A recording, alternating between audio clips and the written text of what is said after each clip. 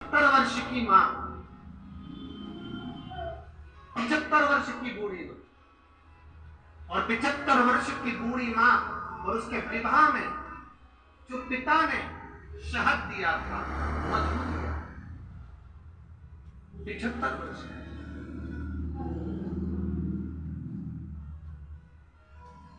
और 75 वर्ष की बूढ़ी मां को जो शहद दिया गया, दहेज में जो मधु दिया गया था, वो शहद, वो मधु, वो शहद, वो मधु उसके पास में था, उसके स्मरण में,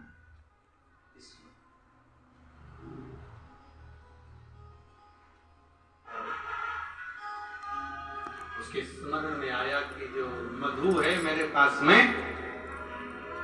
मुझे देना चाहिए, परंतु वो डब्बा जिसमें मधु भरा हुआ था, जिसमें शहद भरा हुआ था, वो डब्बा ढूंढा जा,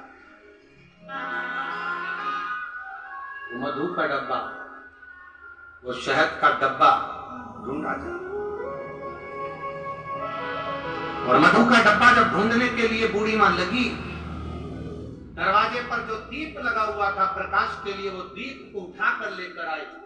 अपने द्वार पर आए हुए अतिथि का आदर, सम्मान, सत्कार कैसा होना चाहिए, ये शिव महापुराण की कथा कर रहे। आपके द्वार पर आया हुआ अतिथि, उसका आदर, उसका सम्मान, उसका सत्कार कैसा होना चाहिए, शिव पुराण बताता है।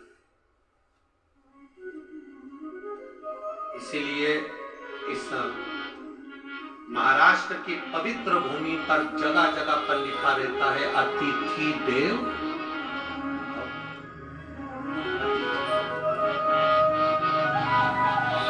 महाराष्ट्र की पवित्र भूमि पर जहां तुम जाओ, महाराष्ट्र के अंदर जगह जगह पर लिखा मिल जाएगा, अतिथि देवो। अतिथि का सम्मान करना, अतिथि का सत्कार।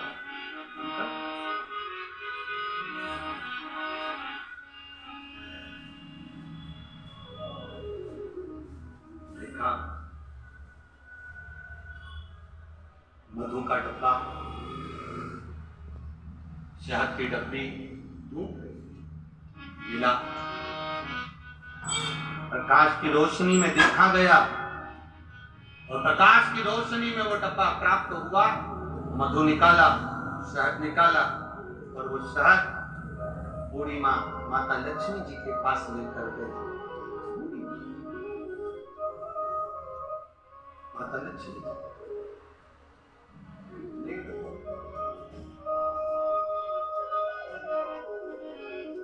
दो 33 कोटि देवी देवता में 2 देवता ऐसे हैं जिनको मधु शहद प्रिय है, और उस मधु शहद की प्रियता में अपने पास का जितना वैभव होता है वो प्रदान कर देते हैं। 2 देव, एक देवाधिदेव महादेव, 33 कोटि देवी देवता में एक देव ऐसे हैं जिनको महा संबोधन से संबोधित किया गया। कौन है वो? जम के बोलो जरा। महादेव, जिनको महासंबोधन से संबोधित किया गया, संबोधित किया। और 33 कोटि देवताओं की जो धर्म पत्नियां हैं, देवियां, उन देवियों में केवल एक देवी है जिस देवी के नाम के आगे महा का संबोधन लगाया गया, वो केवल एक लक्ष्मी है, जिसे महालक्ष्मी कहा गया। महासंबोधन, एक महादेव है और दूसरी महालक्ष्मी। बाकी के किसी देवी के आगे महा का संबोधन नहीं किया गया। महालक्ष्मी का संबोधन त्रिदेवी में, पार्वती मैया हो, सरस्वती मैया हो, उसमें महालक्ष्मी का संबोधन, महासंबोधन लक्ष्मी के आगे आया। और त्रिदेव में महासंबोधन देवाधिदेव महादेव के सामने आया। इसलिए इन एक महादेव और एक महालक्ष्मी, ये 2 देवता ऐसे हैं, एक देवता एक देवी ऐसी हैं जिन पर मधु का प्रयोग सुख प्रदान करता। अब दुनिया के लोगों ने कहा गुरुजी आप एक बात कर देते हो,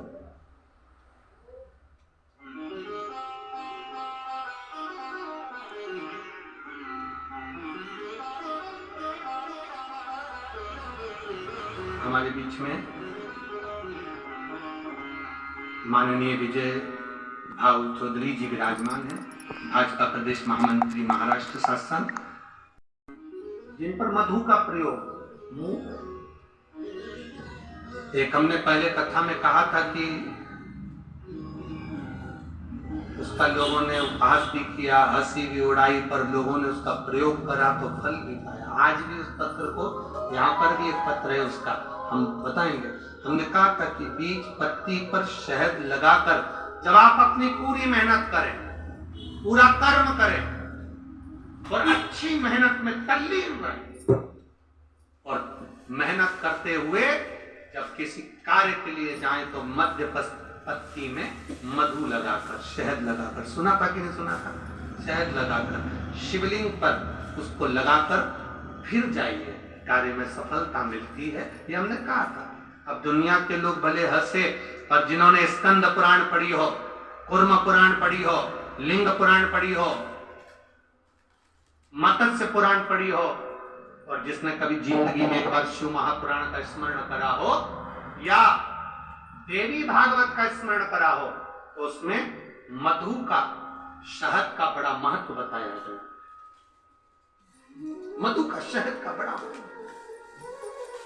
शहद, मधु एक देवादिदेव महादेव को समर्पित करने वाला और एक मां लक्ष्मी को समर्पित करने वाला क्या देता है, ये शिव पुराण की कथा कर रही है। जब बूढ़ी मां के पास में कुछ भी नहीं था, 80 साल, 70, 80, 50, 60 साल पुराना शहद, मधु रखा। शहद, आप लोगों में से कितने लोग हैं जिनके घर में शहद है, मधु है? रखो। अब मधु आपके घर में है, कोई सामान आपके घर में दाल भर कर रखना, उसमें कीड़े पड़ जाएंगे, सड़ जाएंगे।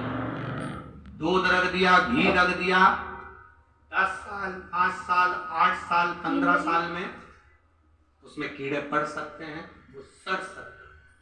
और केवल एक मधु, शहद ऐसा होता है जो 50 साल तक भी रखा रहे तो सड़ता नहीं है, बल्कि औषधि बन जाता है।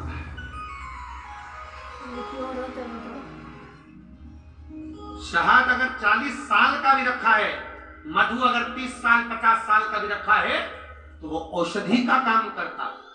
और केवल मधु, शहद डब्बे में जैसे औषधि का काम करता है, वैसे ही हमारी जिह्वा में भी अगर हम शहद, तो कहते हैं ना कि शहद जैसी वाणी बोलते हैं, जो शहद जैसी वाणी बोलता है वही दुनिया पर राज्य कर पाता है, जो कड़वा बोलता है वो राज्य नहीं। शहद जैसी, उस मधु का बड़ा प्रयोग है, मधु की बड़ी विशेषता। देवादिदेव महादेव में और एक देवियों में देवियों में महालक्ष्मी। कभी प्रयास करना, प्रयोग कर कर देखना।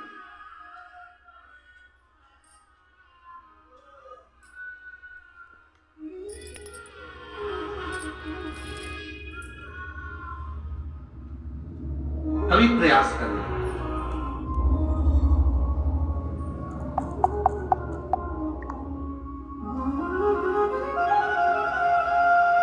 जब तुम्हें लगे जिंदगी में कि बहुत हाथ तंग चल रहा है और बहुत तकलीफ की जिंदगी चल रही, बहुत तकलीफ, बहुत कष्टमय जीवन चल रहा है, बहुत कष्ट।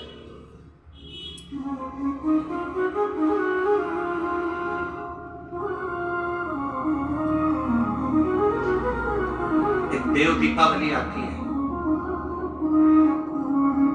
कभी तुम लोगों ने पढ़ा? पंचांग में, कैलेंडर में उसका वर्णन आता। पढ़िए देव दीपावली? अरे बोलो तो जम के, पढ़िए। एक देव दीपावली आती है, एक दीपावली, एक देव दीपावली।